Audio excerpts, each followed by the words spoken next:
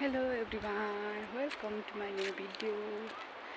म चाहिँ अहिले यस्तरी बोकेर झोलामा पनि यस्तो बोकेर यस्तो उकालो एनसिडी स्क्रिनको लागि गइरहेको छु। यस्तो उकालो छ। अहिले म चाहिँ बल्ल बल्ल यहाँ आइपुगेर आजको कार्यक्रम सञ्चालन हुने ठाउँमा आएर बसिरहेको छु। अहिलेसम्म चाहिँ कोही आउनु भएको रहेन, मान्छे कोही आउनुभएको थिएन।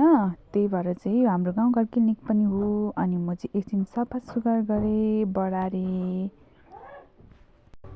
त्यसपछि मान्छे आउनुभयो उहाँहरू, अनि हामीले चेक जाँच गरेँ। त्यही भएर मैले भिडियो चाहिँ बनाउनु पाइनँ। भरे चाहिँ धेरै मान्छे आउनुभयो अनि म एक्लै थिएँ, त्यही भएर मैले भ्याइनँ। सुरुमा एकचोटि चाहिँ लिएँ।